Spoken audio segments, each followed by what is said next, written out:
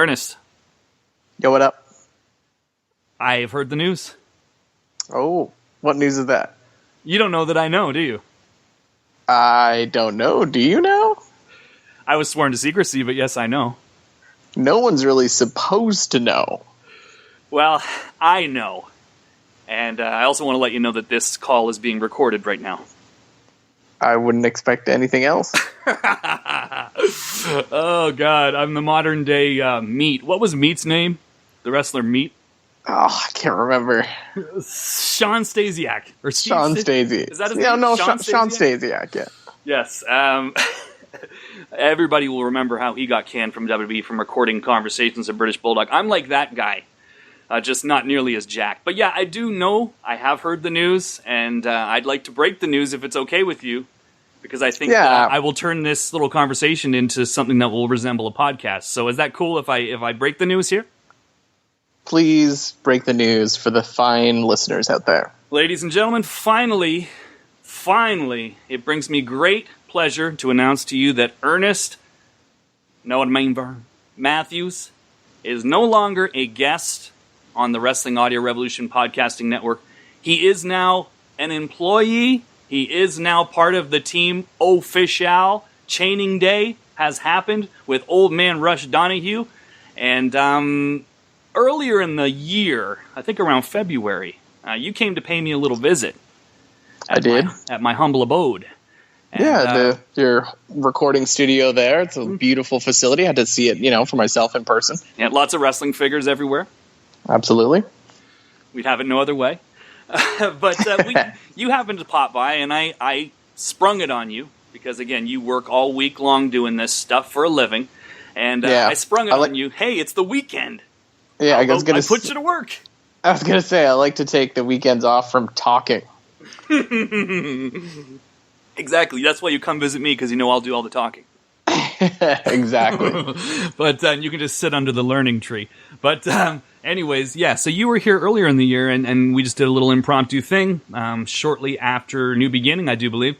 And before that, I did a little thing, which I regret. I did something around January by myself, Joey Styles. At least I thought I was Joey Styles. And I did a little solo show. That's hard shit. I don't know how you do it. You do a lot of solo work? I do, but I think talking far less than you would to fill a 60 to 90 minute podcast. Right, that's true. So they keep us pretty tight in the big leagues. It's not talk radio. Yeah, exactly. Right. So Vince has given us our 90-second cue. So I made the classic Terry Funk mistake, and I came out of retirement, and I returned to podcasting. And I returned to Wrestling Audio Revolution even after saying I never would. I said I was going to be like Shawn Michaels. I ended up like Terry Funk. And maybe 6 months later, I was back.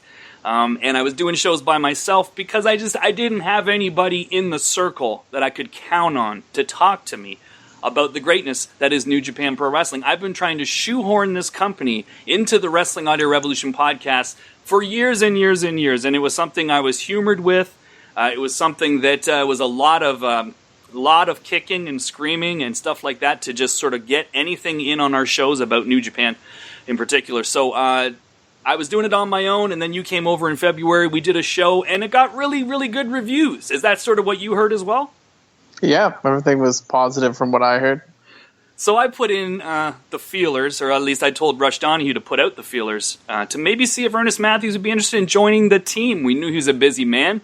But he is the Mauro Ranallo of podcasting, and he'll work for anybody and everybody that can give him the price that is up to his standards. So I guess old man Rush Donahue was able to do that, and I just want to say officially here, now that I am going to broadcast this, Ernest, welcome to the team.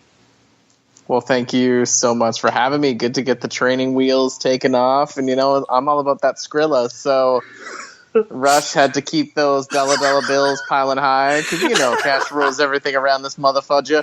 So it's just great to be here, and I'm excited to talk about what an incredible 2.5 weeks it has been in our lives. Yeah, you're such a big timer too. You do that gimmick where you don't pronounce people's names right and you call Rush Russ. It's the old classic Jericho thing, like you say goodbye to Michael and say bye Mick or bye Mitch. I've been known to call him Russell as well. That's good. I like that. So anyways, ladies and gentlemen, I guess this is a show, and we want to welcome you to it. Originally, we were doing a little something on those little pilots called the New Japanophile. But now that there's two of us, we are the New Japanophiles, Ernest and Luke, and we are your newest podcast here on the Wrestling Audio Revolution Broadcasting Network. This, what you hear right now, is the beginning of the new Wrestling Audio Revolution. Much heavier on the New Japan side of things right now with me and Ernest here. So yes, the last 2.5 weeks, G1 Climax 27 G1 Climaxes. Just think about that. 27 years that this has happened. But it has been what a lot of people, including Dave Meltzer, have called the greatest tournament in wrestling history, at least for the first week or a week and a half. He was saying it was the best G1 ever. Again, I haven't seen every match of every G1 in history, but I mean, as far as I can tell you, it has probably when you look at match quality. And we're going to go through all kinds of matches and every night of the show leading up to today, which is actually August the 2nd, Wednesday, August the 2nd, as we are recording this. And there was a show this morning, which you and I have not fully been able to see in its entirety. Is that correct? That's correct, but from what I have seen of the main event, it has been an absolutely brutal battle. Yeah, I'm not for the watching faint it. of heart, that's for sure. Are you watching it right now? I have been, but I'm going to also just go over, some of my notes here as well. So I've kind of got it paused right now, but what I just saw was just sheer brutality. Yeah, I'm watching it right now, actually, as we are recording this, so I will give you some live play-by-play as this unfolds. So we're going to get into nights 1 through 12. We're obviously not going to go super in-depth with every single match, every single block match. We're not going to talk about the undercards, although we may reference little things that were done in the undercard from time to time. But we're going to get through that, so we're going to get this show on the road. But one thing before we do, I do have to also let you know one thing. I found out over the last week or so that you and I actually have a mutual friend. Oh, really? A mutual friend that I don't think you know that I know. Does the name Charles Biscuits ring a bell?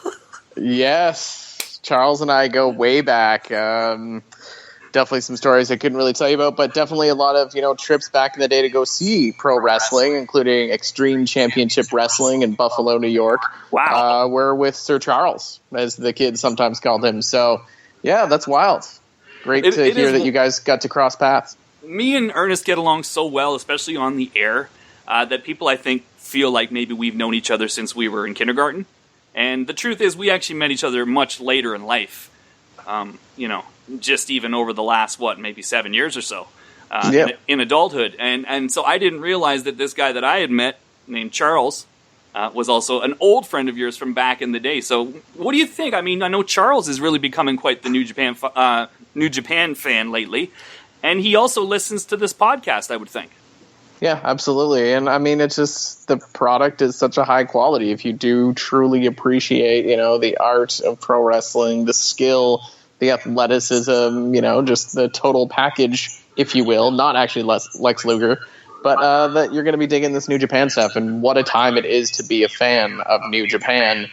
You talk about coming into this tournament, expectations, and Meltzer referring to the first week is, probably the best G1 ever, vis-a-vis the best tournament ever.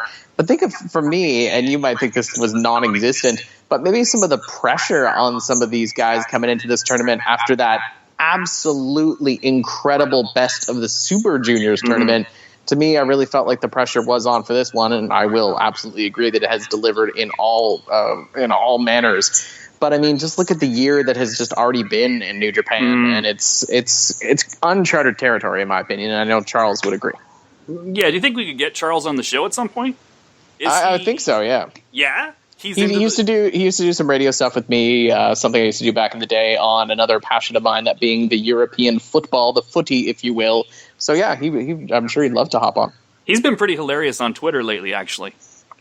Oh yeah, and just obviously he was tweeting Okada, telling him he had a sick part. Yeah, that was great. And then even I love this CCR reference of who'll stop the rain in reference to, something we're just about going to talk about pretty soon here. So, it's just been such a great time and great to follow everyone's reactions on social media and whatnot. Well, the product is hot right now. And I was talking to Shotgun Shan at a family function recently, and sort of telling him a little bit about our experiences in May when we got to go to the Ring of Honor New Japan the World's Tour 2017. 3 years running. Yeah, 3 years running. But I was talking to him about the meet and greet and how it's just a totally different world now from the first time that we went. Because as you remember, the first one, we literally stumbled upon it. We stumbled upon it, and it was like a ghost town. Really, it was. For who was there, when you consider who was there especially. Yeah, absolutely. But I will say, though, that I think such a big part of it, though, was the elite, because I was able to more or less just stroll up to even Naito. I mean, there was a little bit of a line, I guess, and there was a little bit of a line for Tanahashi, but guys like Kushida and other guys are just sitting here. It's like, these guys, and Goto, and like, these guys are legends. Like, there should be more people going up. But obviously, the story of the elite having to continue to do an autograph signing when the card had actually started is something, the likes of which I've never seen. But you're absolutely right. It's definitely, you can tell there's a storm brewing, a storm of popularity for this product just based on the sheer number of people that were there. And the people that lined up for, an hour to meet some of these guys, So it's pretty wild. Dude, Liger. Yeah. Liger was getting the Virgil treatment. Oh, absolutely. So many guys were that first year. Like, that will bother me for the rest of my life. That moment of us being there, and there's Tanahashi, Liger, and Naito, a babyface Naito. The three of them at a table, just looking so bored, so sad. Probably kind of pissed that they have to be out there. I mean, it totally kills the aura, you know what I mean, of these guys that are just complete rock stars. But it's probably a lot cheaper that year, too, than it was this year. Yeah, it was. Yeah, they're charging it. But that's what I told Shotgun Chan. He was kind of confused. Like, why now? Like, why is it? Because to him, to be honest, and I'm not trying to put him on blast, when AJ and Nakamura left New Japan, that was the end of his fandom. He did not continue to watch. He has not continued to watch. Yeah, it's shocking. It's shocking for me to hear that from such a dedicated old wrestling fan. But that's not old wrestling fan, long-time wrestling fan. He is old, but I mean, that's his perspective. You know what I mean? To him, that was the two main reasons to watch, and them not being there, it's like, well, they're in WWE. I'll just watch WWE. But I mean, I had to sort of tell him this shit is hotter than it was then. You may not think it, and it may be hard to understand with those guys being gone that it actually became hotter, but it did. And that's what's actually so amazing about this company is that when it should have fallen apart, it actually got hotter. And the fact that those guys went to WWE was only more exposure for New Japan. Yeah, absolutely. And I think the fact that WWE still mentions New Japan so much, I'm so surprised that Vince and all his, paranoia and, ruling out the rest of the wrestling world, WWE is the only thing that matters, that they still mention that, because to me, they are so clearly the number 2 promotion in terms of just popularity in pro wrestling. And obviously for us, in terms of, in-ring product, like significantly better. So it is quite surprising, but I think you're right. It ended up being a perfect advertisement for it. And even guys like, Balor, like on Twitter, like, bigging up some of the guys, in Bullet Club and before they came and whatnot. So, and you're right. They did. They took it up a notch. But I think maybe something we'll talk about a little bit later, though, is that they just obviously put so much more into every match now. And my only concern about that is, can their body sustain this for the rest of the year? I mean, they got to August, which is a good sign. But obviously, I think that's something we can talk about a little bit more as we go through the matches of the tournament and whatnot. It plays a part in everything that's happened over the last few days to me. But yeah, so we'll get into these results. But before we do, one final thing. I know I've been really teasing, but I do want to get your thoughts, not on any matches necessarily, not on any storylines necessarily, but just on the U.S. debut of New Japan, because to me it felt like an absolute home run. Yeah, absolutely. And listen to some of the podcasts like with Uncle Dave and others. Just that I think it obviously could have been a lot bigger. And, Kenny Omega like flat out saying that, I think at some, like during his interview, I think after he won the U.S. title. And so I guess I'm a little bit surprised that they didn't try to go a little bit bigger, but the shows themselves were remarkable. And I think one of the things that I likely messaged you, going through the shows is just really appreciating the North American crowd pops at certain moments, because obviously it's a completely different crowd than what you would have in Japan, a lot more dudes. But, I think for me, one of the highlights of both shows was just towards the end of the Okada-Cody match and just the Rainmaker pose and everyone yelling Rainmaker like so loud. To me, that was one of the really great moments of the shows. But yeah, absolutely enjoyed both shows. I know there was actually, here in Uncle Dave sort of have the debate about which night was better.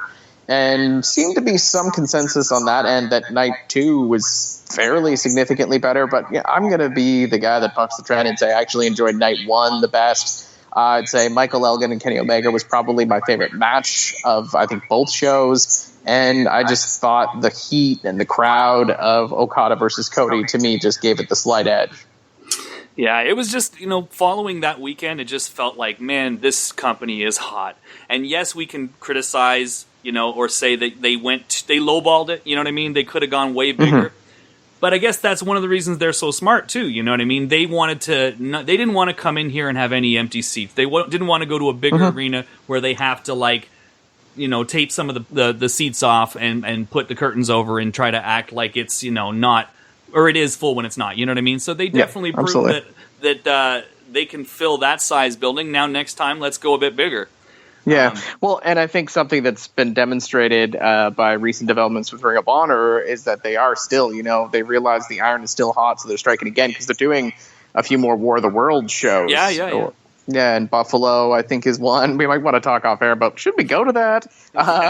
But and then a couple of the shows in the States. So I think they're realizing it's probably a good idea to keep at least somewhat more of a presence going in the States this year with all the momentum that they have. And yeah, I would imagine next year will be much bigger and better. So I don't see it slowing down or, hitting a ceiling. Like I think really is, to use a sorry cliche, the sky's the limit right now.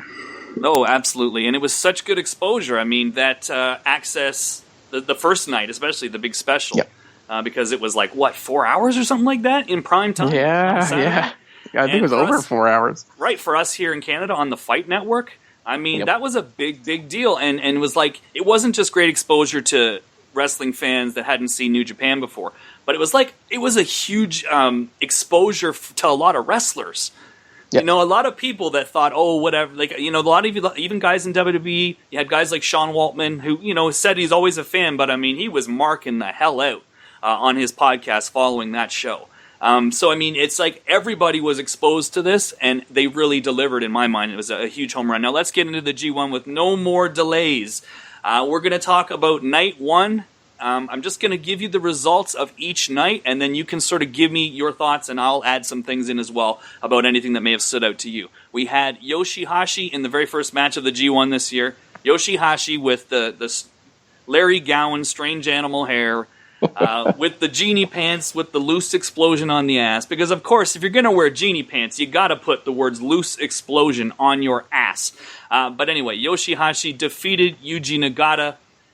Bad Luck Fale defeated Togi Makabe. Goto defeated Tomohiro Ishii. Zack Sabre Jr. defeated Hiroshi Tanahashi. Tetsuya Naito defeated Kota Ibushi. Now, Ernest Matthews, what were some of the standouts to you?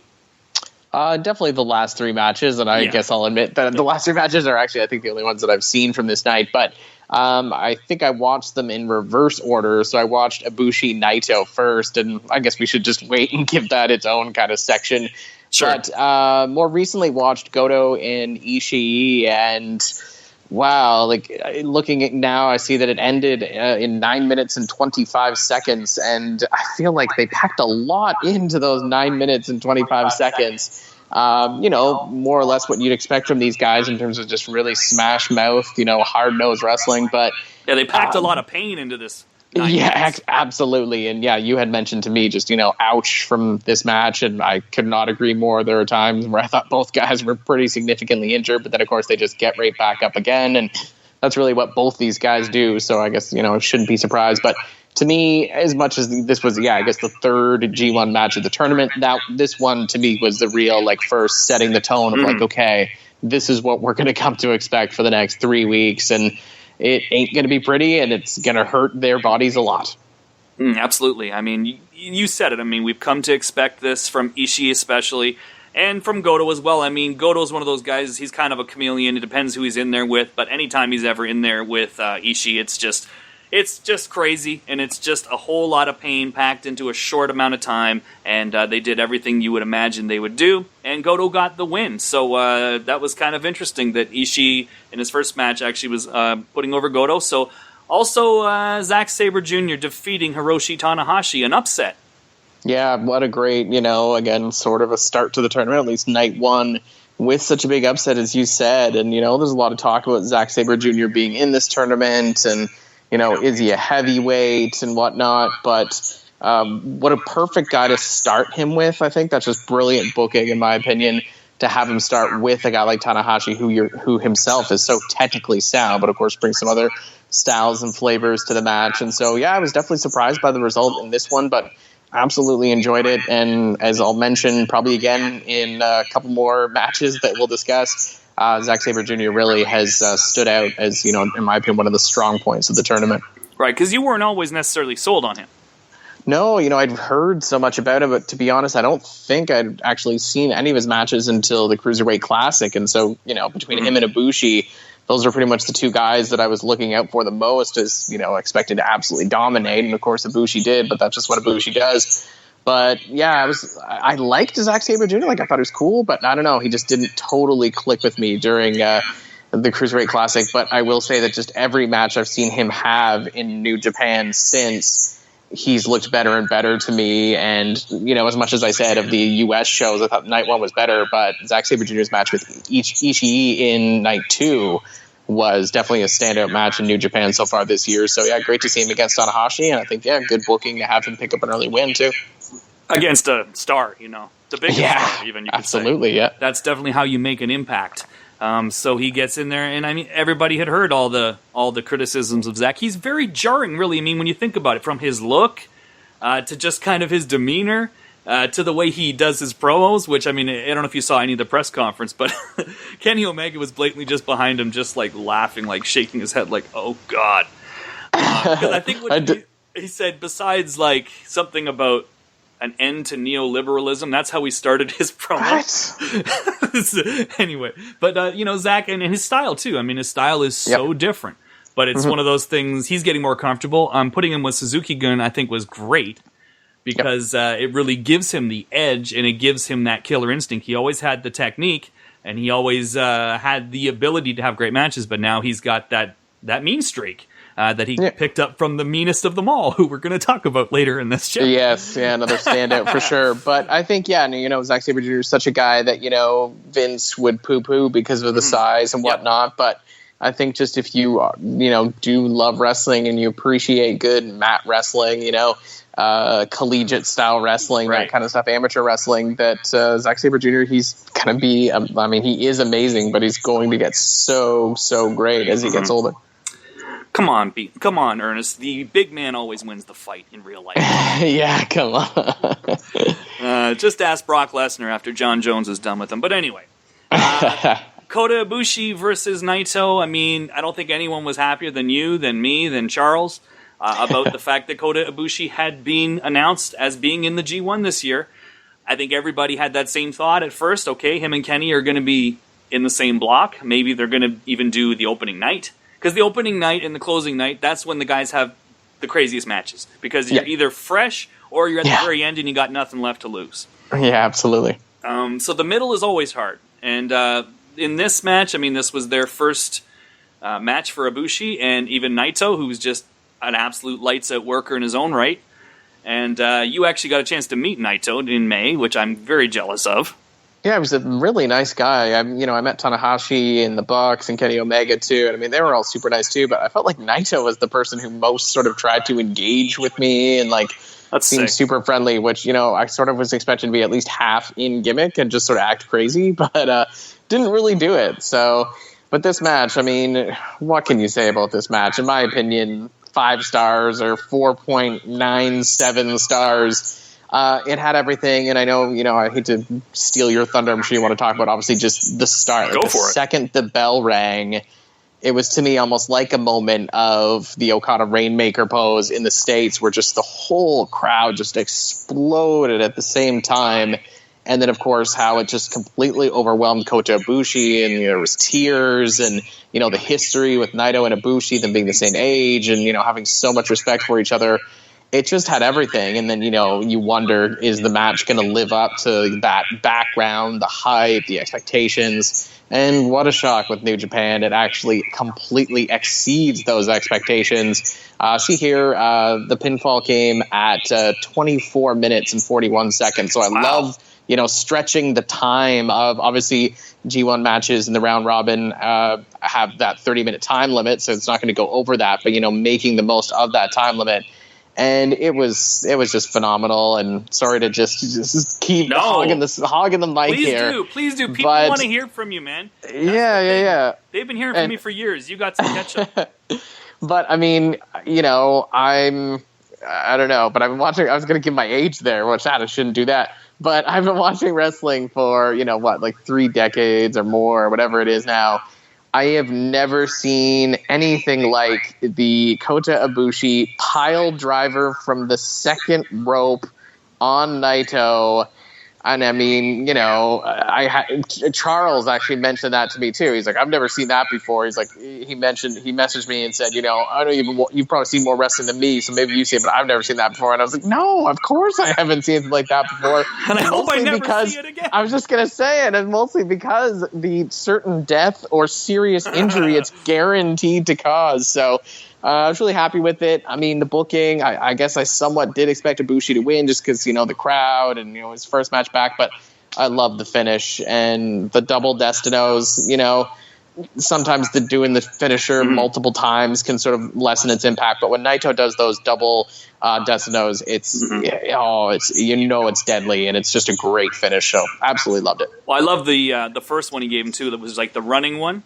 Yes. He had like pure momentum, just hooks him and gives him the destiny. So that was great. Yeah. But yeah, I mean, the emotion, God damn it. I mean, I'm going to just get this out of the way now instead of going back to it later. I mean, Kota Ibushi, fucking hell. Of course, the energy of that match. Of course, the moves. Of course, the speed and the pace and all that stuff. But I mean, more than almost anything is the drama and the emotion that Ibushi is able to bring to a match. And Naito in his own way, because he has that very unique charisma in his own right. You know what I mean? His reaction to the whole thing was also gold. But just Ibushi, like, I don't even know how to explain it other than it reminds me of Tanahashi. And I know Tanahashi is like a huge Ibushi fan. He's always said, like, Ibushi is the future of New Japan. Unfortunately, Ibushi doesn't know where his future is going to be, it seems, from day to day. But right now, it's obviously with New Japan. And I mean, I truly believe if Tanahashi had a choice of who could take over his spot in New Japan as he gets older and he gets into the twilight of his career, I believe he would say Kota Ibushi. But it was just amazing from the very beginning. Just the emotion of the match, and then everything executed proper. They hit all their spots. All the moves are awesome. You'd actually think I'm a liar, but Road Dogg Jesse James actually gave the 1-2-3 Kid a pile driver from the second rope on an old In Your House pay-per-view. Oh, wow. That's crazy. I don't remember that. I probably did see it, but I don't actually remember it, and I'm sure it was nowhere near as good as Ibushi's. Nowhere near as good and nowhere near as dangerous. Yeah. But a fantastic match, and again, on that opening night, everybody's out there to make an impression and get this thing firing. And the set the tone. Yeah, set the tone. The energy of this match was tremendous, very hard-hitting, some questionable things in terms of safety, but I didn't hear anything about anybody being injured significantly out of that match, so I guess, they're better workers than you and I could ever even imagine. So, awesome start to the G1 into night 2, and we're going to sort of go quicker over some of these shows as we get into the mid of this tournament and where we are right now even. But for the second night was still a big one. This was B block. Juice Robinson defeated Satoshi Kojima. Tamatanga defeated Michael Elgin. Sonata defeated Evil. Okada defeated Toriano. And Omega defeated Suzuki. I will say right off the bat, of course, the main event, and I'll give you lots of time to talk about that, but Sonata versus Evil, the LIJ versus LIJ, even what they did on the opening night with the undercard stuff of, Hiromu and, I think it was Hiromu and Sonata versus Evil and Bushi. I think that was the matchups. Actually, no, it was Sonata and Bushi versus Evil and Hiromu. But that was just so awesome. And that match was so great, having these two guys that are partners but are also like complete cheaters, completely dirty, and just using all of the dirty tricks, and it really turned into a pretty physical match. I mean, the complete opposite of what WWE would have done in this situation for the most part. They would have had these guys go out there and have some kind of weird joke match for even the beginning half of the match, then maybe the Tempest Flare. They don't do that in the G1. It's like, yes, we're buddies, yes, we're in a faction together, but this is the G1, I'm going to take your head off. And that's what it was. Yeah, no, absolutely. Two things really stand out for me about this match. Number one, and we're going to get into this a little bit more throughout, but I just loved how they incorporated the factions into the G1, as you mentioned, obviously inter-factional matches. It just has that special feel to it, and they played up so well at the beginning of the match.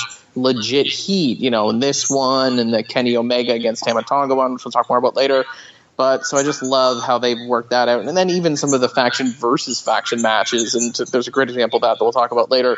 But then the other thing for me about this match is, the future's looking pretty good. The kids are all right, if you will. I don't actually know how old Evil is, but I know obviously Sonata is obviously a pretty young guy. Yeah. And, these are the next stars, and they're looking pretty good at this stage in development. I wouldn't say either guy is, quite there yet. You're going to be main eventing matches, with Okada and, Tanahashi and Omega and whatever anytime, like very soon. But, in the next, year and a half, 2 years, like these guys are going to be ready to step up when called upon, and, they're going to be great.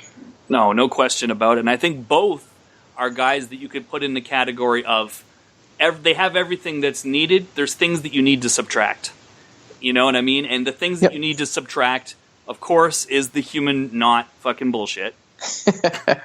Does that bother you as much as it bothers me? Or is it pro wrestling and I need to go hang out with Jim Cornette and just, shut up? I feel like usually in this dynamic, it's usually something bothers me and you're cool with it, but I think we're in the reversal this one. I don't actually mind it. And I like that he at least follows it up with a good, running drop kick to the butt, back, or head. So I'm actually cool with it myself. Yeah. So, okay, well, I mean, that's definitely been the spot that sort of takes me out of the Sonata matches, but I've been saying, since he's come to New Japan, and obviously, a protege of the great Muda, it's not like Muda just takes anyone under his wing, you know what I mean? So, Sonata is a rock star. You see the women in the crowd when he's wrestling, when he takes his shirt off, he's a good-looking dude, he's got a great body, but he's an athlete, and he can go. And, I love that he uses the Muda, what is it, like it's a backbreaker. He does like the body slam backbreaker into the moonsault for the finish, like the pure Muda finish. Yeah, absolutely. Pure tribute. And as far as Evil goes, just stop going to the gimmick shop. You don't need the laser fingers. You don't need all the hullabaloo. You're an awesome wrestler with a good look. Change your name back to Watanabe, and you could be a main eventer. That's how I feel about him. But yes, as far as the future of the company, if we're going to sort of over time model these guys into main event stars, you take away those things, these guys are money, they're ready to go. So that's my take on that. Juice and Satoshi Kojima actually was a really good match on that show as well. People need to check that one out because it kind of just started like your average match, and then it got super heated. Juice has been great, but we'll talk more about him as this show goes on and we get through some of this stuff. We got a lot to get through. I think we need to talk about the main event. Okada did take on Yano, again, another inter-promotional or inter-faction match, and was actually not too bad at all. So anyways, Omega versus Suzuki in the main event. This was probably my most anticipated match going into the G1. They gave it to us on night 2. What did you think? Yeah, I'd definitely say I felt the same way about it, and I guess that shows that we're pretty sadistic people, but it's just the psychology of both of these guys. Suzuki, I am legit afraid of. It's been well publicized that I've had nightmares involving Suzuki, and then obviously Kenny Omega obviously has that sort of crazy kind of psychology to him as well, so I just was so excited to watch this. This was, I think, the only one I've watched live in the tournament so far, and the match itself was phenomenal, great mix of, Suzuki's technical stuff and working on the leg when he did sort of a leg bar on Kenny or Nibar or whatever through the gate or the whatever, like separating the fans. Like, gosh, like it looked like that hurt so bad. Yeah. But for me, probably almost the highlight of the match was just the entrance. And when Suzuki came in, and it's in that's Corkin, I think, where that is. Yeah, for the next just the entrance there. The entrance there, like it's just like they were like sitting in the crowd, like, okay, no, I gotta go. And they're so close to the fans. Yet this man who looks like he's ready to murder someone comes out. And the whole time he's not watching at all where he's walking. He's watching Kenny Omega. He's not taking his eyes off him. And I legit was scared for Kenny Omega. And I thought Kenny sold that well with kind of not looking back at him, just sort of looking down and everything. So just the psychology in this match was fantastic. And the match itself was absolutely phenomenal. Yeah, I would completely agree with that. Even at the press conference, Suzuki was already kind of like fucking with Kenny a little bit. And Kenny was not making eye contact, wasn't looking at him.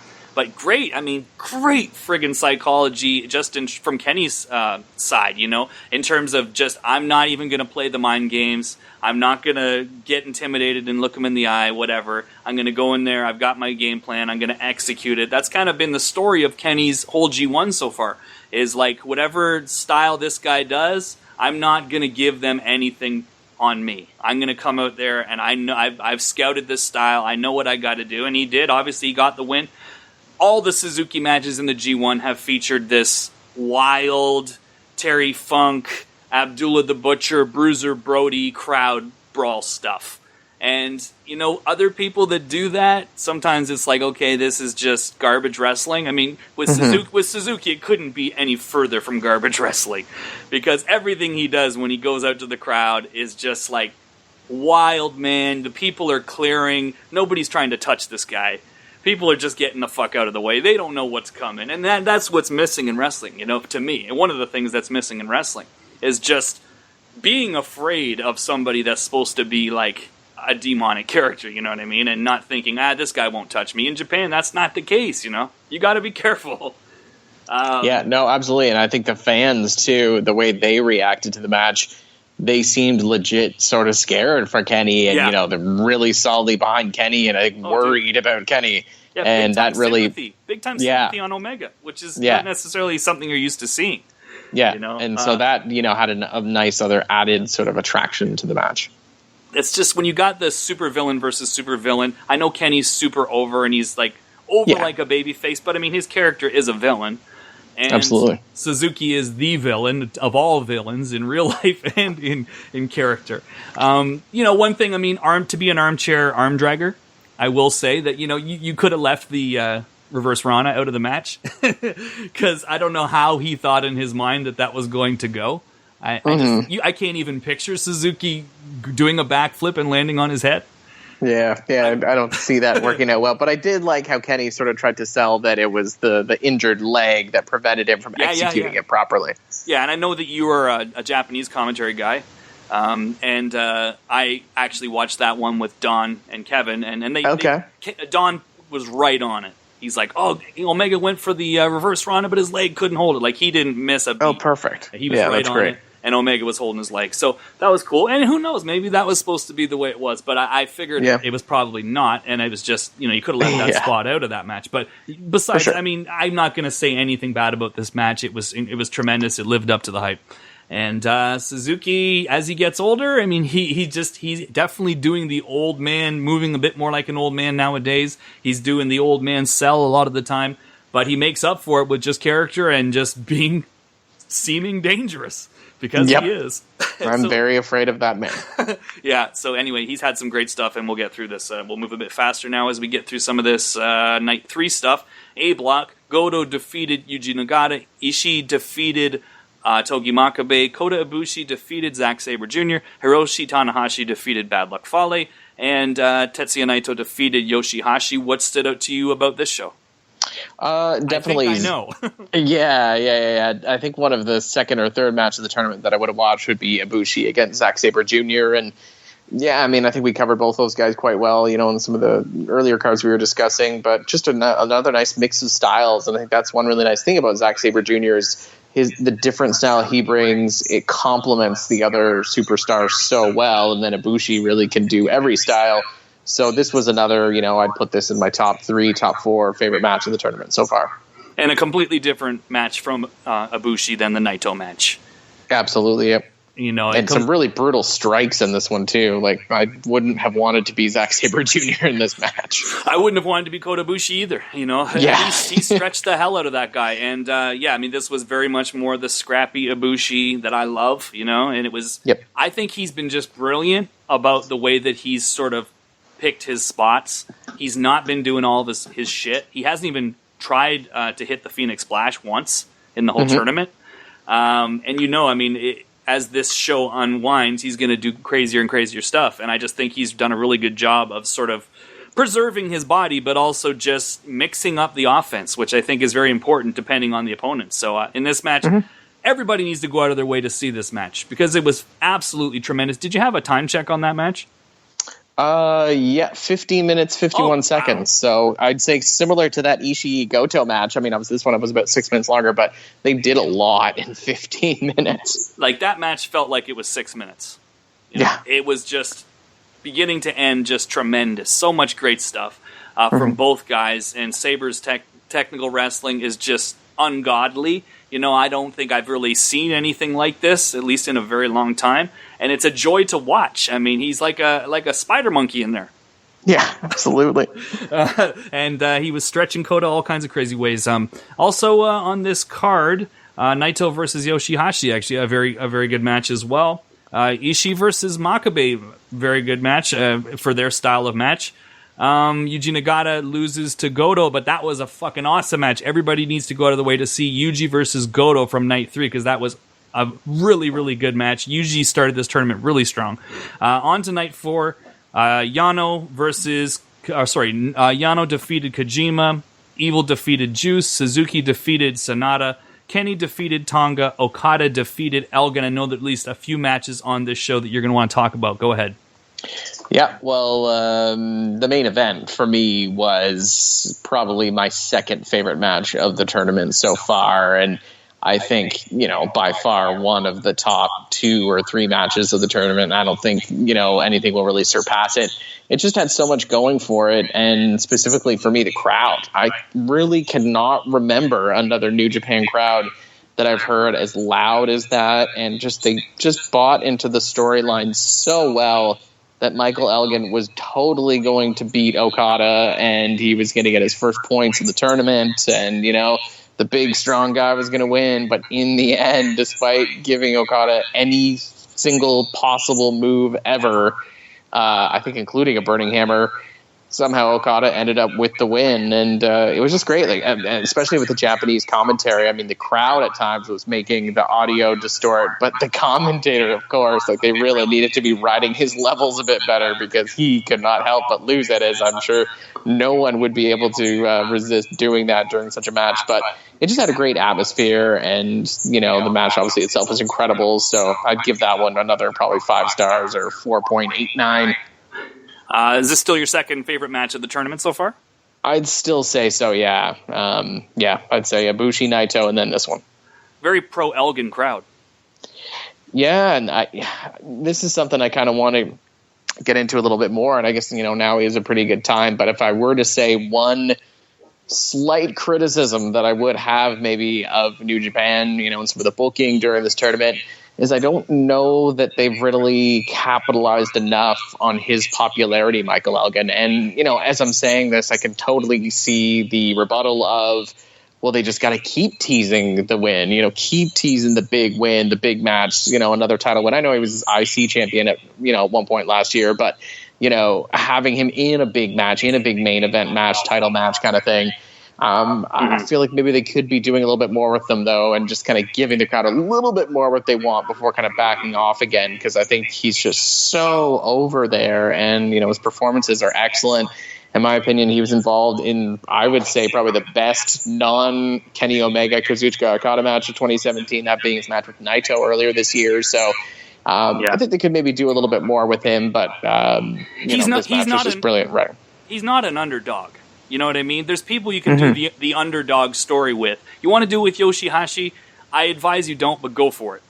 You want to do it with, I don't know. The old guys, the retiring guys. Yeah, the old beaten down guys like Yuji Nagata, who I have all the respect in the world for, but I mean, he will tell you himself he's beaten down. Yeah, and he'll say it's his last G1, you know. Right. Even Ibushi is more of an underdog than Michael Elgin should be, you know? Mm-hmm. Michael Elgin should be a world beater, and his matches and his work and everything sort of reflect that. So I would completely agree with that. And I think that is, you know, the thing, too, I think people sometimes misconstrue Michael Elgin. A lot of people think he's a Ring of Honor guy on loan, and he's not. He's not contracted by Ring of Honor at all. He's a New Japan talent. So he's their guy, and he's over, and he has great matches, and he's had a lot this year even.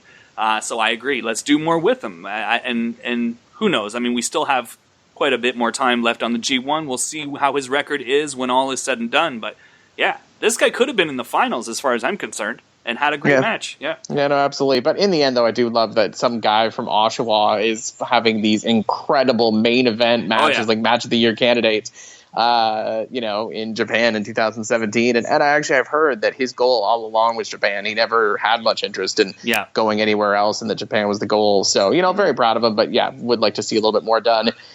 Kenny Omega, Tama Tonga, I thought it was a little bit weird with some of the Tama Tonga really like swearing.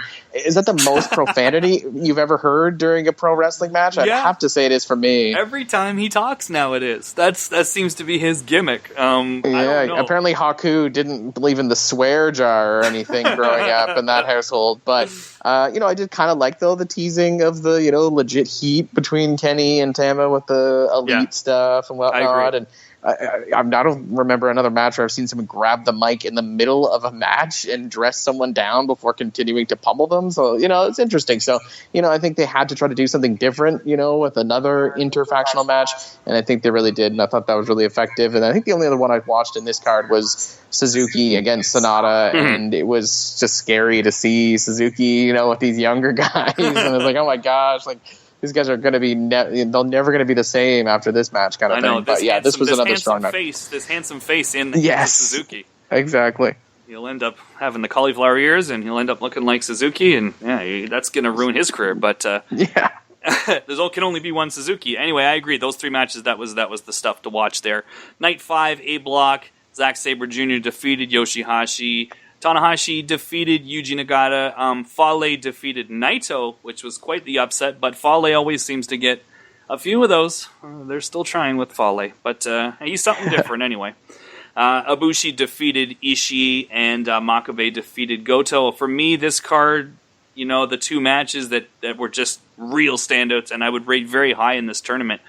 Very unfortunate lighting for this show, unfortunately. So I know certain buildings in Japan that they run, you know, they're configured in such a way there's only certain places you can put the lights, and that's why you get that sort of glaring light that you'll see on certain shows. So I think there's only been 2 of those so far in the G1, but this was definitely one of them. So that took away from it a little bit for me, just because, you know, burned my fucking eyes out.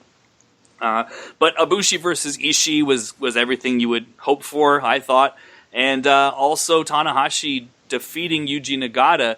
My God, have you seen that match? I still have not seen that one, and that's one of the final. I only think I have like 3 or 4 more on my list of matches to watch, and that's one of them. I've heard really good things. Right. They do a striking sequence where they're slapping each other in the face, which is not uncommon. But what is uncommon is that Tanahashi slaps Yuji so hard that his cheek basically explodes. And actually, ouch. Yeah, just cuts his cheek wide open with a slap. And it was just hardcore. And Yuji's just got great facials. And like I say, he started this tournament really, really strong. As time has gone on, he's starting to look more like, you know, a 51-year-old Yuji Nagata. But you could say the same about Tanahashi. Like, to me, maybe this is the time to say this, and maybe I'll get heat for this, or maybe people will. Maybe this is a well-known fact. We are witnessing, you know, the last great year of Tanahashi, as far as being the Tanahashi we're all used to. You can tell when you watch him now that his body is slowing down. You can tell by watching him now, and a lot of this also has to do with all the injuries, including a fucking, what is it, like a separated bicep he's wrestling with through this tournament? Yeah, gosh, that was so gross. What was that? I think it was the Zack Sabre Jr. match where he ripped off the tape, and you could see it, and it just looked a disgusting color, and yeah, I would agree. You know, I'm sort of back and forth on it. You know, sometimes I'm thinking like, no, like, I mean, they have him with the IC title. He's definitely got 3 or 4 more years of these great matches. And But then, like tonight, I watched the Ibushi match. And I mean, it was a great match, and we'll talk more about that obviously a little bit later. But he seems a little bit slower and a little bit more repetition of moves than maybe we're used to. So you could be onto something. But I think probably at least another year. But yeah, it's certainly one of the last moments of the last ride kind of thing. Well, and he's so good. The thing is, he's so good that he will always have some good matches, I mean, even like you look at Nagata or someone like that, he's way past his prime, but he was so good that he can still have a good match sometimes. And I think Tanahashi will be that guy. He's got the mind for it. I mean, he's a wrestling genius when it comes to putting together his matches. One of the best of all time. I mean, if people tell me he's not one of the best of all time, I would, I know we're supposed to say everyone has the right to their own opinion. I would just say you're wrong.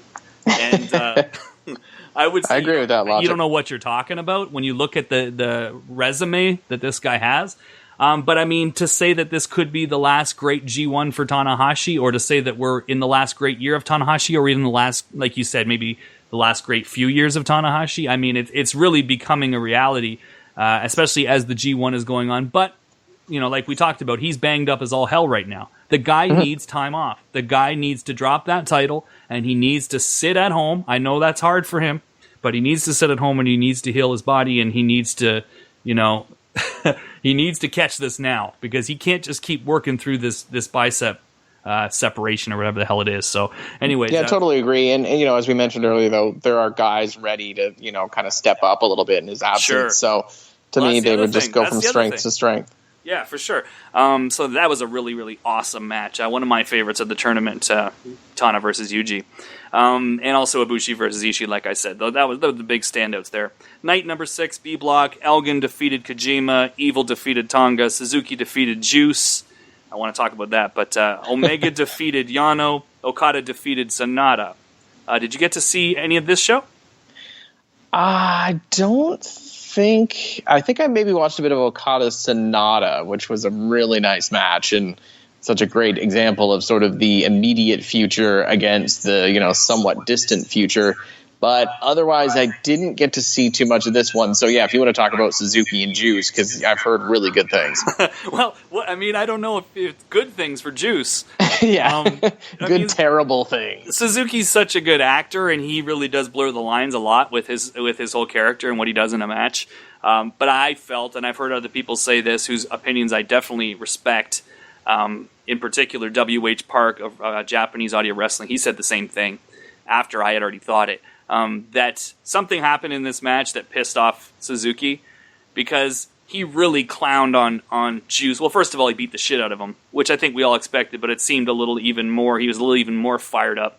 And then in the finish, I mean, he really clowned him out really bad. Like, he put him in the pile driver position. He just looked at the crowd for like the longest time and kind of just shook his head and smiled.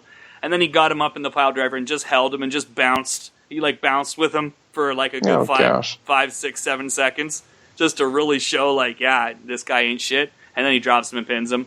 And then even after the match, he just looked so pissed off. And Desperado was trying to celebrate with him, and he almost punched Desperado. And he just had those wild eyes in the aisle. It was awesome, actually. The more I think of it, it was great. I just hope Juice didn't. I just hope that the punishment ended in the ring and it didn't continue throughout the night. Yeah. In whatever hotel they were in, or in the bus or whatever. I hope that Juice is doing well. That's all I'm going to say, and I'm glad to see that he's still wrestling and all seems to be well with him. And also, you know what? I got to get your opinion. You got to see this at some point. We're not going to be able to probably talk about it on the air, but maybe just let me know at some point when you're going back and checking out some of the things you've missed, and you said you have a few things you're still trying to see. I do want to get your opinion on Omega versus Yano, because it was something else. And it's had mixed reviews, and some people think it was killing the business. Some people think it was the most entertaining thing they've ever seen. I want to get your opinion. So let me know. Shoot me a message when you do actually get to see that one. No, I will for sure. But I mean, just to quickly comment on it, obviously the Davey Boy Smith Jr. calling it a load of crap or whatever he said. First of all, what a British bulldog thing to say. Can't you just hear, rest his beautiful soul, British bulldog, his voice, we're what a load of crap or something like that. And it's just like father, like son, I watched the match. It was bizarre. It was bizarre. How bizarre. But no, I thought Kenny's response was perfect. And I totally agree that, Yano, I will say he's one of my least favorite guys in New Japan, but I have come to learn what kind of entertaining matches he is capable of having from watching his feud with Tanahashi from 2015 on the Fight Network programs. And so I totally see that he can have really entertaining matches, but what Kenny said about the best to have a comedy match with a comedy wrestler than try to be too serious about it, or whatever he said, I think was just bang on, and he just kind of put everybody in their place. And from what I have heard from other people in my circle up here, is that it was brilliant and it was completely entertaining. So, and just again another Omega match where he just completely played to the strengths of the guy's style, and it was the best comedy match I've maybe ever seen. I loved it. I can't say enough good about it. And let me know what you think, Ernest. Let me know what you think, listeners. I want to know. Check it out. Omega versus Yano. And we will get into night 7 here. A block. Ishii defeated Yoshihashi. Zack Sabre Jr. defeated Bad Luck Fale. For fuck's sakes, that's great. Togi Makabe defeated Ibushi. That is not great.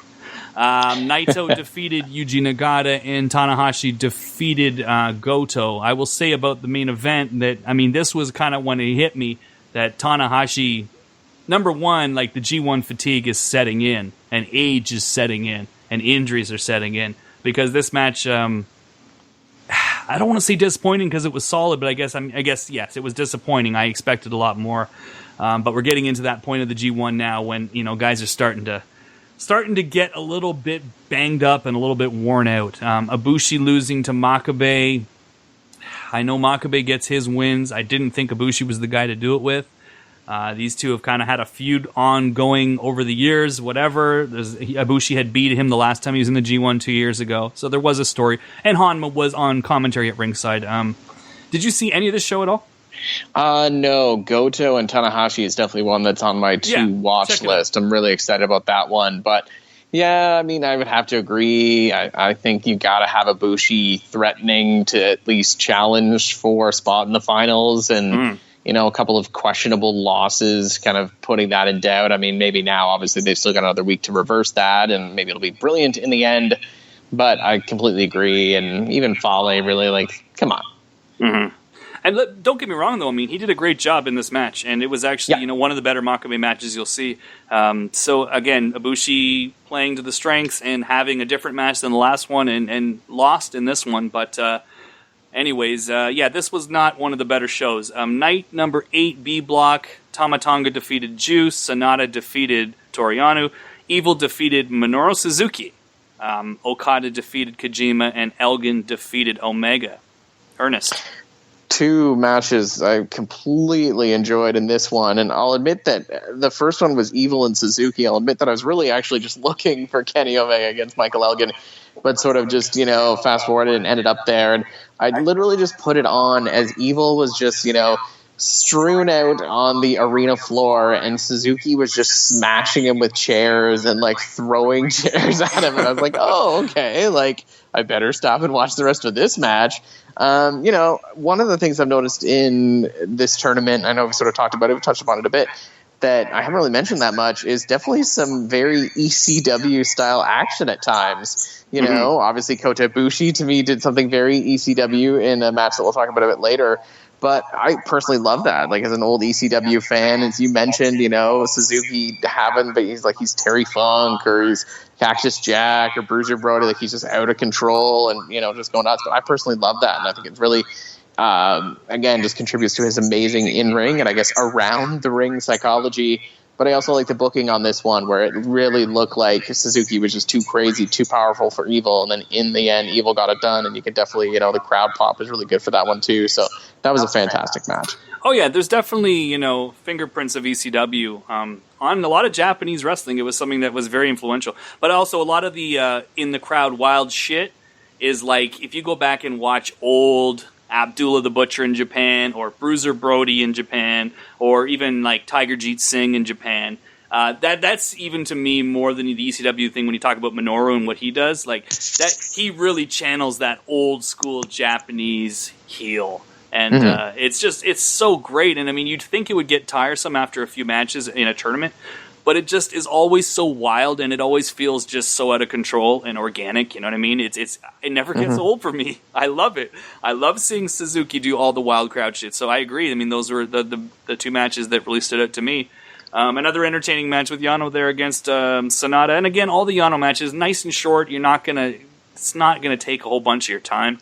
But I mean, I do consider him like the great comedy wrestler of the modern times. So this was a kind of a fun match too. Elgin versus Omega. Probably third best match of the tournament, I think, for me. 24 minutes, 39 seconds. So, they gave them lots of time. And just some of the brutality, some of the chops from Kenny to Michael Elgin were just so disturbing. And then even there was sort of a sequence where Elgin was giving, I think they did a really good job of him having only one healthy arm at one point, and him doing lariats where he was like giving the lariat to the front and then he'd give him a lariat to the back. And it was just a really brutal thing.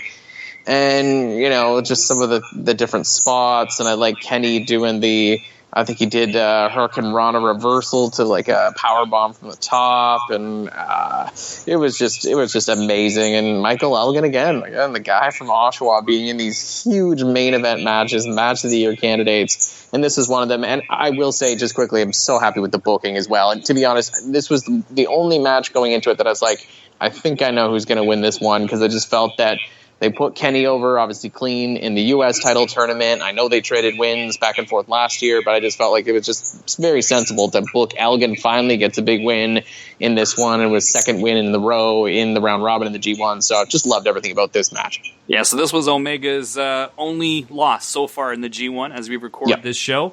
Again, it is August the 2nd, Wednesday, August the 2nd, as we're recording this later in the evening. And that's... as of this time, that's Omega's only loss. Okada's still undefeated in the G1. So I think that's something that we can talk about sort of as we put a little bow on this show. But anyways, night number 9, A-Block, Makabe defeated Nagata. Fale defeated Ibushi. Goto defeated Zack Sabre Jr. Tanahashi defeated Yoshihashi. Ishii defeated Naito. Ibushi did a great job with Fale, and this featured, I'm sure a lot of people have seen the GIF or maybe the little clip that New Japan puts up on Facebook of Ibushi doing the old super crazy dive out of the balcony on Fale. Kind of a crazy thing to do, first of all, in the middle of a tournament. Second of all, I think people may have forgotten that less than 2 years ago, this guy had a broken neck. And he's doing moonsaults out of the balcony in a match with Fale in a second G1 match of the card in the middle of the tournament. Yeah, well, I think that's Ibushi, live fast, die young seems to be his approach. Right. But I absolutely love this, and it just, as you mentioned, the throwback to Super Crazy. I was there in Buffalo at November to Remember 99 or 2000, and when he did that was just, one of the wildest moments. So to see it done again, all these years later, it was special for me. But yeah, I was a little bit disappointed with the booking of this one, and just, I don't know, the grenade is a finisher, although I think he might have actually won with the bad luck fall he maybe did, on this one. But he gave them both. He gave them both back. Yeah. I don't know. I don't know. The Fale experiment, I know, continues. Yeah, but, for sure. And I actually still haven't got down to Naito and Ishii, but I'm looking forward to that one. I mean, they had such a great match in the States that I knew this one was going to be great too. So I'm looking forward to seeing that one. Better. This one's better than the one on TV, if you ask me. Nice. Yeah, they got a good 20 minutes for that one too. So yeah, and who knows? I guess for Ibushi, he's thinking I have to do some special shit in this match to make it, a good match with Fale. So yeah, and I felt like even just off the top, he did. Yeah, a great job of carrying the match for sure. Hell yeah. Night number 10, B Block, Evil defeated Yano in a very quick match. That's a hilarious one, and it's very, very, very quick. And Evil's not taking any shit. He knows what Yano's going to do. He knows Yano's got the beauty of him in the tournament. First of all, it gives the guys a night off. When you're wrestling Yano, you're not going to take a bunch of punishment. But the other thing that's kind of fun is that they've done so many upsets with him in tournaments, and he's got this style that in that first few minutes, he's so hyperactive and he's so sneaky and he's so devious that you kind of just really have to focus, because if you take your eye off the ball, he has the technique to roll you up, and that's happened many times in tournaments. And you could just tell that the whole story of this match was Evil knew that was what would happen, and so he just, like, on the offense. I don't even think Yano got his jacket off or anything. So that was it looks like he didn't. It was, just to recap, it was 1 minute 33 seconds. Right. So Evil just jumped him. He knew what was coming, and he wasn't giving him any chance to pull any chicanery, as it were. So yeah. Oh, and I have to say one other thing: Suzuki versus Tama Tonga. I know that's a match probably a lot of people would skip. That match was awesome, and there's a part in the middle where it's like, again, the wild brawl in the crowd, and I think they're in the aisleway. And Suzuki's just being Suzuki and kind of dominating and hitting him with shit and choking him and all that stuff. And then there's a part where Tama Tonga just fires up. And I don't know if it was like he was giving him a receipt or he was letting him know, you're not pushing me around, old man. Because, again, yes, he's Minoru Suzuki, but this is the son of Haku. So there's a part where he fires up on him so hard with the forearm, and the way the crowd reacts and the way that he yells, "Motherfucker!" It seems very real, and it distorts the mic and everything when he yells, and the crowd just is like, "Ah, fight, fight!" So that's a really fun match, and the majority of that match is actually in the crowd. Very little of that match is even in the ring, so that's a wild one, and one that maybe people would skip, but I'm giving you the Luke Force recommendation on Suzuki versus Tama Tonga. And have you seen Okada versus Juice? I have not. I did want to just quickly mention, though, going back to the last match, the entrances were fantastic, with Tama Tonga jumping Desperado from behind, but Suzuki not seeing it, and then him holding up the towel to disguise himself. I've never seen really anything like that, or at least anything recently. You saw this match. That was fantastic. Yeah, no, absolutely, and just another great Suzuki outing for sure. One of the things I also kind of forgot to mention, just going back to an earlier match with Suzuki and Evil, is having the run-ins, Suzuki Gun has been heavily involved in this tournament, and, to me, sometimes in WWE or other federations, having outside interference, having stables get involved, really, turns it sour, and it's so lame, and there's maybe a DQ, and it's just such a letdown. But the way New Japan have had guys come into matches, and that specifically that Suzuki against Evil match where Desperado, Taichi, everybody was out.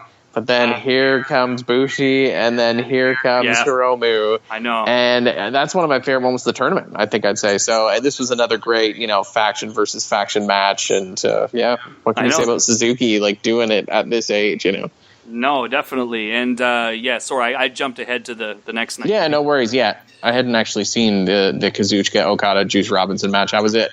Right. But anyways, that was a very good match, the Juice match. But, so we're on their night 10 B block.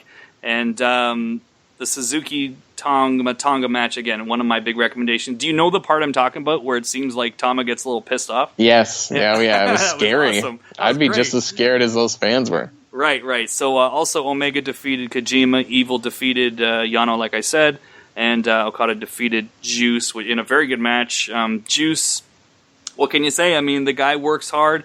He's got that babyface white meat underdog thing that you really can do a lot with, if you ask me. He's got that thing where he does the promos and he says, I know I'm probably not going to win the G1. I know that's probably not possible. But by God, I'm going to go out there and I'm going to give it my all. And if you did that in the States, or, you did that in WWE, especially the way that they present it, it would just be like a fart in church. But it gets over so huge with them. And it's so awesome just to see that again, that old white meat. I know I'm not the favorite, and I know I'm probably not going to win the G1, but by God, I'm going to give my all for you people. I love it. So Juice has been awesome, just improving so much ever since coming to New Japan and living in the dojo and all that. So a really good main event with Okada defeating Juice. The other beauty of these shows, everybody not everybody, but a lot of guys that wouldn't otherwise are getting the chance to be in that main event spot and have those big long matches, against superstars. It's great. It's great experience all around, Oh yeah, no, just great experience, and for both sides for sure. And even just going back to Juice for a second, he's really got that, similar to Hanma from 2015, the fans, is it finally going to be now? Is this the moment where he does it? And then he never does. Yeah. Yeah. So the other thing I will say about this show, this was a interesting match anyway. Omega defeating Kojima. Omega coming down in the house show tights and making it very clear that, on the mic or, to the camera that this is a house show in his mind. that he's, this is going to be an easy night for him and all this. And then he goes in there with Kojima, and I thought it was kind of weird, to be honest. I liked the match. It was solid, but it was weird that he came down in the house show tights and said this is going to be a night off. And then Kojima really didn't take that much of the match. Like, he kind of got clowned. He kind of got clowned in that match, and Omega took the majority. Omega did the flashy stuff, and Omega kind of was outshining Kojima, which of course he's going to do. I just thought that was a little strange. As solid as the match was, the fact that he played that up, I thought that meant he was going to give Kojima a lot. He was going to try to make Kojima look as good as he could, and I didn't really feel like he did. So I don't know if you saw that match. No, I didn't actually see that one. Yeah, it's interesting. It's weird to see those two matched up, first of all, and then second of all, just the psychology of that match. I don't know. Didn't seem to really pay off in the end. So, anyways, but Omega, of course, got the win over Kojima, who was still 0 in the tournament, along with Yuji Nagata. So, night 11, A block, Yoshihashi defeated Bad Luck Fale in an upset. Zack Sabre Jr. tapped out Togi Makabe. Awesome. That makes me very, very happy that he tapped out the Unchained Gorilla. And then Ishii defeated Yuji Nagata. Naito defeated Goto, and in the main event, Ibushi defeated Tanahashi. What have you seen? What did you like? Really, just the main event for now. Looking forward to the semi for sure, but the main event, Ibushi, Tanahashi. It's funny, I was simultaneously watching this match from this year's G1 and the 2015 G1 match, just because it was one of the most recent episodes. Right. So I somehow ended up watching this year's before I finished watching last year's, but just fantastic, similar to the Naito match with the really emotional start, with the crowd going off, and Tanahashi like chanting Ibushi and whatnot. But one of the things that I think has also been a great standout of this tournament, and I think I saw Uncle Dave talking about it on Twitter, is guys wrestling as both heels and faces at different times throughout the tournament and in different buildings. And I thought Tanahashi did a fantastic job of being a heel, cheating, going after that knee on Ibushi. I just thought that was fantastic. And, he just looks like he can fit the role. Like, he's not hesitant to do it. Like, well, I'm kind of the biggest guy in the company, and I'm supposed to be a face. Like, he just eases right into it, and fantastic match over in 20 minutes. And I will say I'm a little bit surprised by the booking. I thought Tanahashi would go over in this match, so I would say pleasantly surprised with the outcome. Ibushi's alive, Ernest.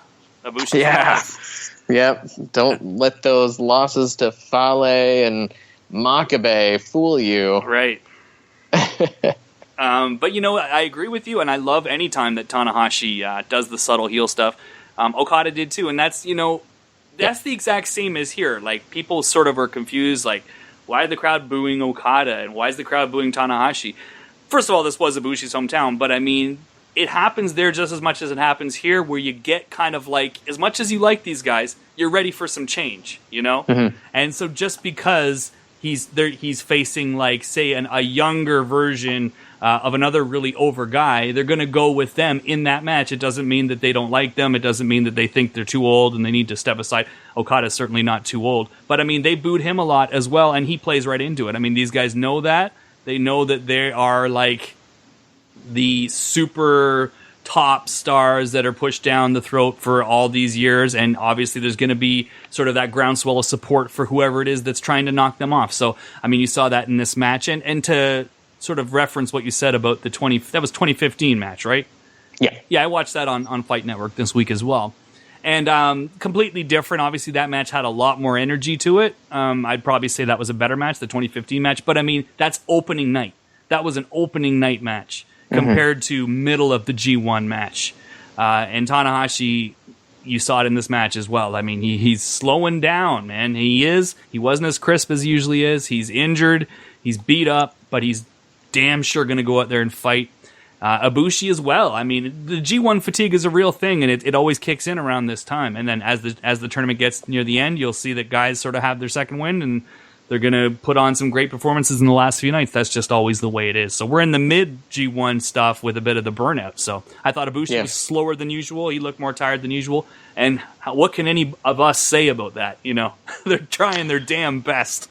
Well, I think what I would say about it is that it might be a good idea for New Japan to consider extending the G1 to maybe 5 weeks. Agreed. Or, I mean, longer. But, like, if they want to try to keep it tight still, 4 or 5 weeks, just to give them at least maybe even one extra day off, in between some of the matches, I think would be beneficial. Any way you look at it, though, all of these singles matches against, top stars against top stars, I mean, and then you have young, hungry guys that are going out there and trying to impress. Any way you look at it, even to extend it, I mean, this is still way more big-time singles matches than you would ever have any other time of the year. So guys are wearing out, and I thought they made up for what they didn't have necessarily in energy with emotion and just with storytelling. And Ibushi gets the win with the knee to the face.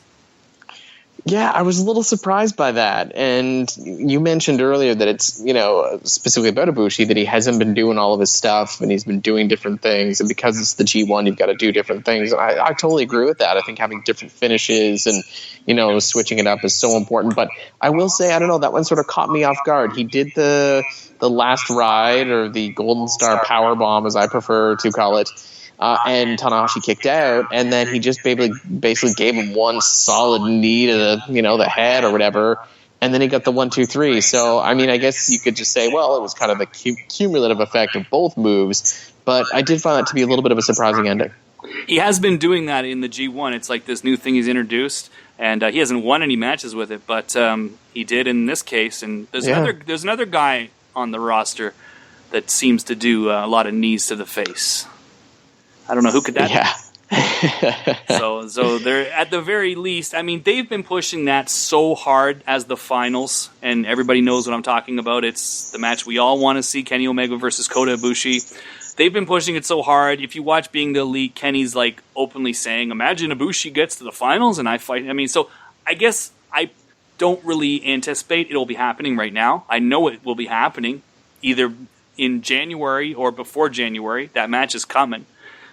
But, they've been pushing it so hard that we may not be getting it. But the fact that Ibushi's now introduced this knee to the face, and he actually won the match with the knee to the face, they're planting all the seeds for this match. Mm-hmm. And it's absolutely amazing. It's great. I'm excited, and I can't wait for it. And I'm patient. If they're not going to give it to us now, maybe it's not the right time to do it as the finals. Maybe guys will be too beat up.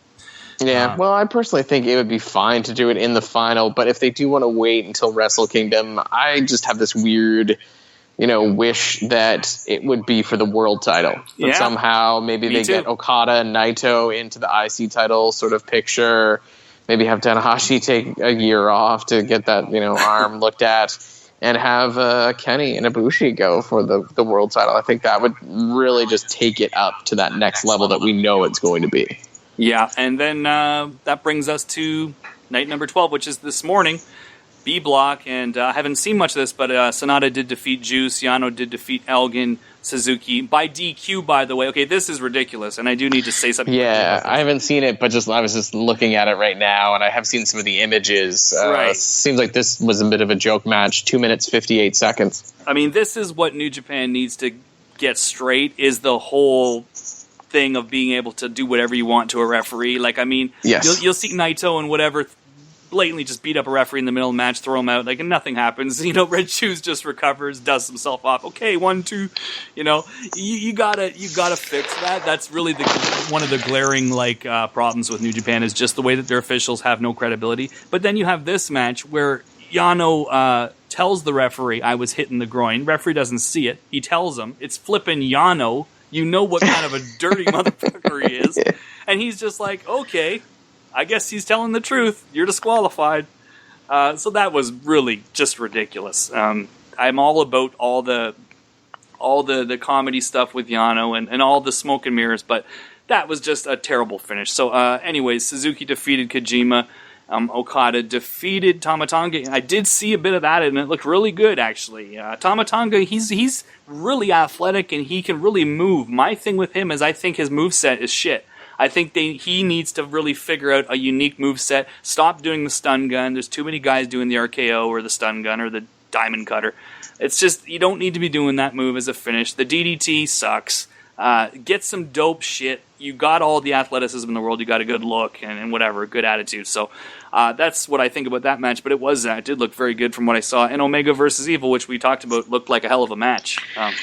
Yes, and I don't know how much of it you watched, but pretty much I watched up until the point where Evil gave Kenny a rock bottom or bookend through a table on the outside, like from the apron, and both of them look really badly hurt from that. And they did actually was it table. Was it the STO? Was it supposed to be like the STO, the sweep thing that he does? I thought that's kind of how they were going to do it, but no, he did it more straight up, like just like a rock bottom. But I mean, maybe they did call it that too. But and they'd even done a spot before that where Kenny sort of put the table on Evil and then jumped from the apron onto the table, and part of the table totally broke and just looked like really brutal. So I just remember their match in the G1 last year because that's where Kenny got that really disturbing scar on his back. That's right, because Evil gave him, I think it was a body slam or a suplex onto a chair that was actually set up on the outside, and his back hit the back of the chair, and I don't think humans are supposed to do that.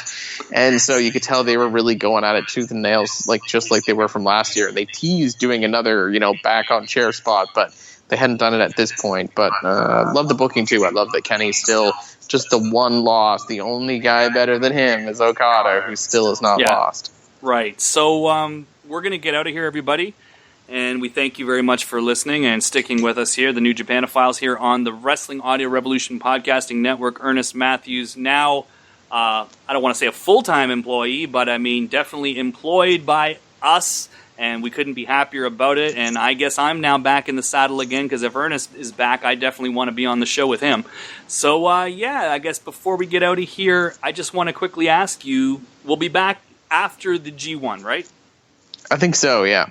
Okay, so we'll be doing our next show following the finals, in the days following that, hopefully. And we don't want to wait too long and not have it fresh on our brains. Do you have, a prediction for who wins this thing right now? Where we are in the tournament right now? Yeah, I was kind of hoping you'd ask. I thought we might run out of time, but, I don't. It's so hard to say. I mean, I think it's pretty obvious that it's going to be one of Okada or Omega from the B block, but the A block, I think it's just so up in the air. But if I, gun to my head, if I had to pick someone, I think Naito finally does what he wasn't able to do last year and gets the big last night win to move on to the final. And I think it'll be Naito Okada or Naito Kenny Part 2, which I would love to see that again. Yeah, I could see that. And, the way I see the last night of the B block playing out is Omega's not going to lose again, and Okada's not going to lose at all. And you're going to come to a point where if Kenny beats Okada, because they would then be tied for points, and they would be a head-to-head thing, comparing the two, and Kenny would advance because he beat Okada, the guy he was tied with.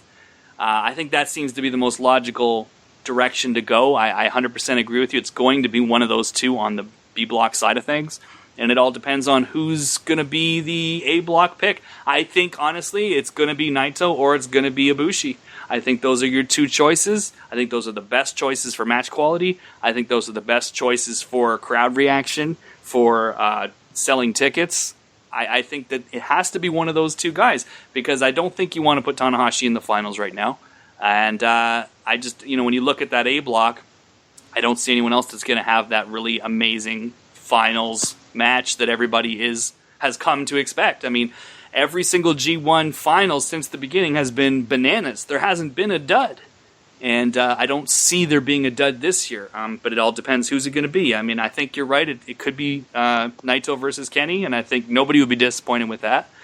And if I have to make a prediction, Naito seems like the favorite to me, but it could be Omega again. We could do that again, because he's going to beat Okada, and you have to sort of think, where does the payoff come with this long storyline? When does Kenny win the title?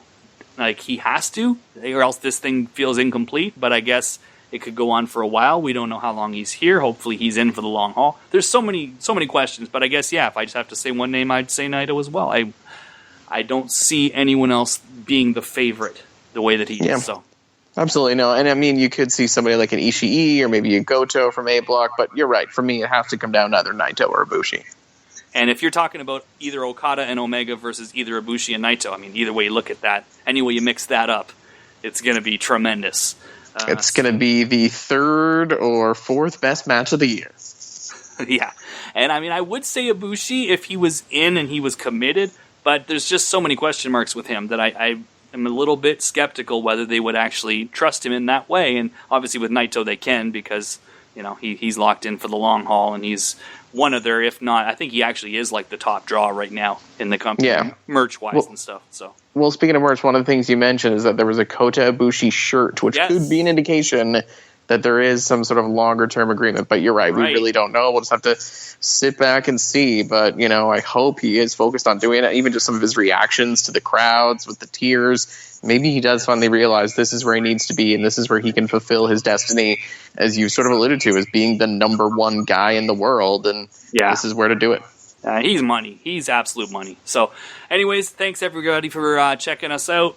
The very first official episode of this show, and from myself, from Ernest Matthews, we want to say shots out to Shotgun Shan, Sean Cunningham, The Running Show. We want to say shots out to Steve and Justin of Fedcast, but understand one thing, the new Japanophiles, itchy.